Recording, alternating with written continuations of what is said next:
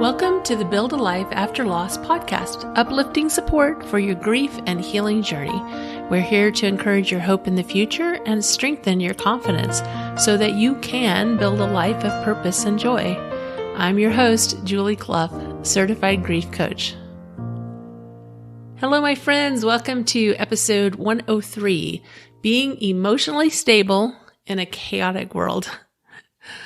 Oh my goodness, what is going on, right? What's going on with 2020? How are you doing? I mean, really, how are you doing? Are you making it? Do you feel like you're drowning? Which direction are you facing? Do you know? The world conditions are so demanding right now, and it makes it even more important that we become more self-aware. We have to get grounded in who we are and what we stand for. Not in a taking up a cause. That's not what I'm talking about. It's not like in a taking up a cause way, but in a, these are my values, and no matter what happens, this is who I am. In that way, I'm dedicated to who I am and who I want to be. See, most people, 98%, it might be 99%, look outside of themselves. They look for evidence outside of themselves for who they are. They want other people to compliment them, to see the good in themselves so they can feel good about themselves instead of just feeling good about themselves. They think the answers are all out there somewhere. They want people to show them who they are instead of deciding who they are. And when people are triggered and say something mean or unkind, they take it on to be their identity. This is not helpful, is it? We don't want random, out of control people deciding how we feel about ourselves, because then we're always waiting for the perfect conditions to happen in order to feel good about ourselves. The world is full of triggered people, and maybe you feel triggered a lot. A lot of people do right now. So maybe you feel triggered a lot. So you know what I'm talking about. Why would we let imbalanced people decide who we are? Of course, you don't want to do that. You don't want to do that. If I ask you that question, you're like, oh, no, I don't want people that are out of control to decide who I am. But it happens. It happens by default unless you get involved and you decide who you are. And this is a process. It just doesn't happen. It's not like you just wake up in the morning and, oh, this is who I am. You've got to get involved, really involved. You got to decide. When I coach people, I don't tell them what to think or what they should feel. I teach them how to think and how to feel so they can face anything, literally anything. When you learn to be grounded in who you are and the direction you're going, and you trust yourself to find the answers and to make a difference and to overcome, boy, it's a beautiful place to be. When I said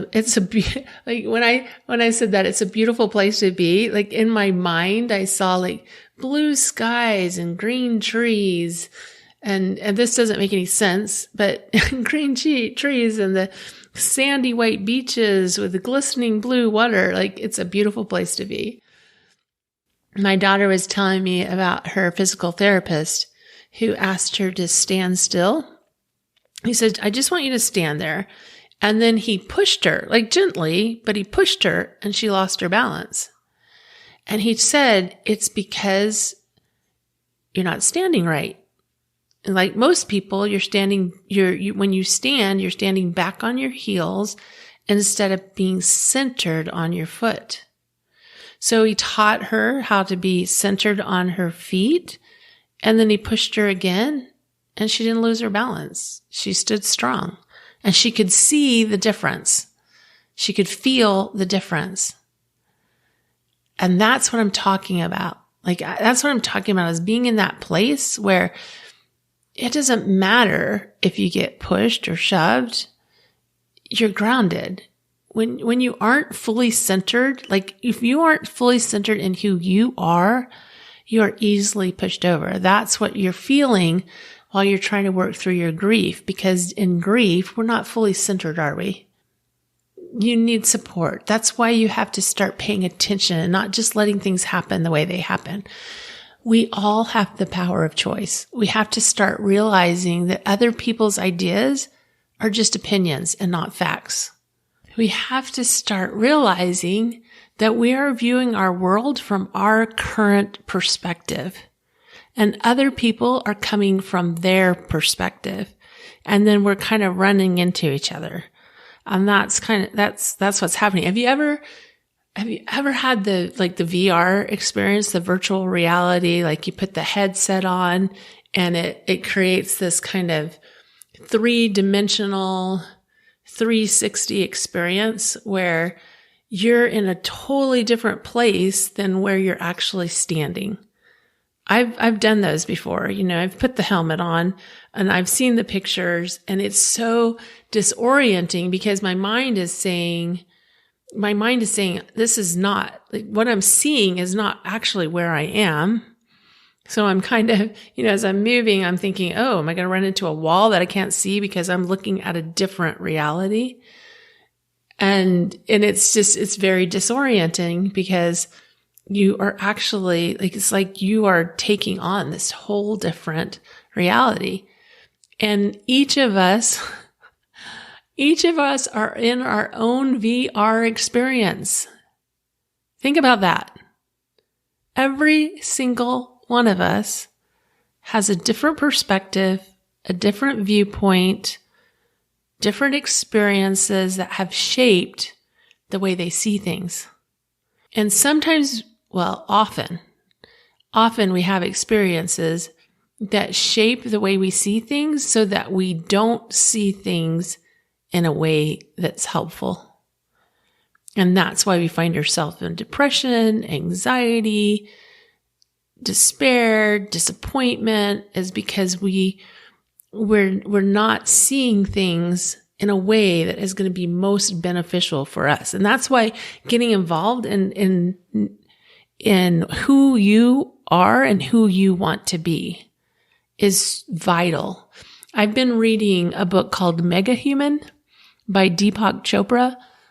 Really fascinating. I'm not that far into the book, but it has one of the most profound examples of how our views are created by our experience that I've ever read. Let me share a little tiny bit with you from my reading that and what I learned from that and my experience with art. So in art, there's a principle called perspective. And so when you're painting a room, you have to paint the perspective so that the back of the room, the area that you want the eye to believe is further away, has to be smaller, and the objects that are closer have to be larger. And that's why you see, like in paintings, and one of the best examples of this is when people paint, say, a mountain with trees. The trees that are up close, or they're not actually up close, like it's a flat canvas, right? But the trees that we perceive as close up are the ones that are in the foreground, that are larger, have more detail and more color, and it's just more defined. And then the trees and the objects that they want you to see as being further away are less defined, less color, less detail. And that's how a painter creates perspective on a flat canvas. But in Deepak Chopra's book, he talks about this idea of how we learn when we're, as an infant and as we're growing, we actually learn how to see with that perspective. Like we look at things and we start to expect we develop this expectation of different patterns. And so then when we see the pattern, our brain just morphs it into what it's telling us we're seeing. For example, let's think about, okay, so if you've ever seen, I actually watched and I don't remember the name of the program, but I watched a episode about this idea of like the optical illusion. And they were showing, it's so crazy. Just go on and Google optical illusion and look at you. Maybe you've seen some of these things before where they have like, the one that's coming to mind is where they have like the circle with the line through it. And then they have another one where the line isn't in the circle, but it has something else around it.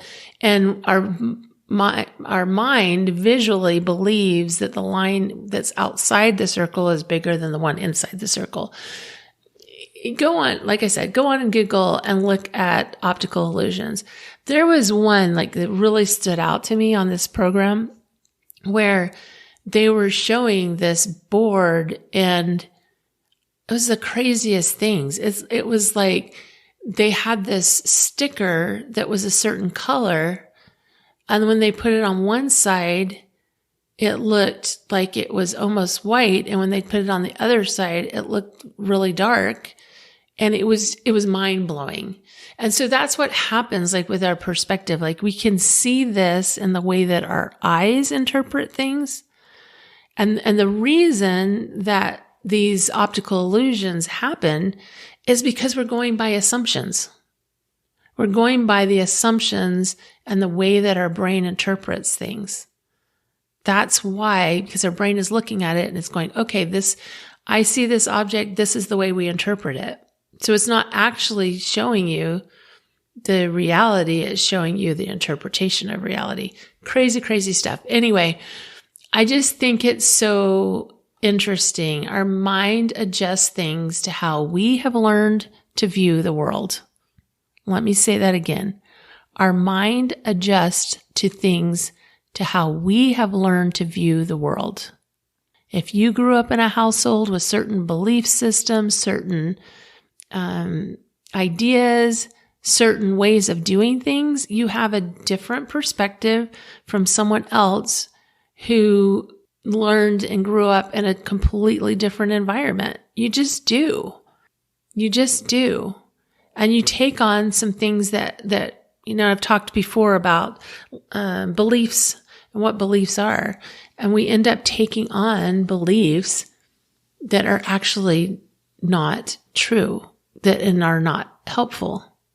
I'm in a different place with my grief experiences. So I've learned to view grief differently than someone who is in the middle of it. Because I'm on the outside, I've gone through that experience. I've felt the healing of grief. It was an experience that expanded my soul and allowed me to be who I am today, which I'm so incredibly grateful for. But I've learned some things. So think about being like, you really visualize yourself being in the middle of a tornado, in the very middle of a tornado. Like that's not pleasant, is it? You'll view it really, really differently than the person viewing it from 10 miles away. And if you were in the middle of the tornado, you would wish you were the person 10 miles away. It's your current reality is not reality. I know. It's crazy, right? That's a mind bender. It's a mind bender for sure. Like messes with your head. What's causing your pain now doesn't have to continue to cause you pain. But the pain is so great. You've had some horrible thing happen. You've had some really distressing experience. You've experienced great loss. You've gone through hard things, and the pain is all consuming. And maybe you've gained some measure of clarity and the pain is subsiding. But in order to heal, you'll be challenged to change your perspective. You'll be challenged to forgive, to say you're sorry, to forgive yourself, to see that things can be different in your current world. You'll be challenged to stop arguing with what is. We spend a lot of our life arguing with what is. so-and-so shouldn't have said this, or so-and-so shouldn't have shown up this way, or so-and-so should have called or shouldn't have called. My friend, my husband shouldn't have died. I shouldn't have gotten a divorce. He shouldn't have left me. It goes on and on every day in small ways and in huge ways. From he should have brought me flowers to he shouldn't have had an affair. We have all these thoughts about how it should have been versus what actually happened. I know all about this. I've had the same thoughts in big ways and in small ways. There was thoughts like, my husband shouldn't have had an affair. Now, I'm talking about my first husband. Don't get upset with Ron. We've been married for, I was trying to think, 26 years now. And he's a good guy. So, but I was married before and I went through some hard things and I had the thought, my husband shouldn't have had an affair. He shouldn't have done what he did and caused our divorce. I shouldn't have to be a single mom with 3 little kids. My brother shouldn't have committed suicide. My kids shouldn't have died. But here's the problem. There's part of these statements that we want to really cling to, because you're probably saying to me right now, you're right. He shouldn't have. Those things shouldn't have happened, but they did. That's the problem. And those thoughts that they shouldn't have happened, none of those things, none of those thoughts, none of the argument with it was going to change anything, because he did have an affair. I was divorced. I was the single mom of 3 kids. My brother did die by suicide. Carrie and David did die. I was in total resistance to what is for so long. And as long as I stayed in resistance and denial and blame, whatever you want to call it, I lacked power. I lacked power to deal with what was. Now, don't get me wrong. Those thoughts are a normal part of the healing process. So if you're having those thoughts, I don't want you to beat yourself up. I just want to open your mind to the possibility that there's a different way. Our brain is going to ask questions that are exhausting. Our brain is going to say, why, and try to offer us that it shouldn't have happened. But when you become aware of where you are and where you're going and where you want to be, that's where the magic happens. When I work with people, we spend a good amount of time in getting clear about where they are, where they're currently headed, and where they really want to be. Then we do the work to head in the direction they want to go. It's not about what I want. It doesn't have anything to do with what I want. It's about what they want. It's powerful. It's life-changing. It's life-saving work. If you're going to be stable, steady, and calm during life's storms and the world's chaos, it's time to stand strong in your place and get balanced. You get to decide who you are. You get to decide what you believe in and what you stand for. Don't look outside yourself for these answers. Trust your heart. Trust your gut. Trust yourself. If you're a person who believes in God, bring him in on this. Or if you have another spiritual practice that helps you, go there. Be there. Breathe it in. Start writing. Start writing, I am. And describe who you are and who you want to be. If you have the idea that I am weak or I'm not healing, then you might want to write, I'm strong and I am healing. And then write, I believe in, and write what you believe in.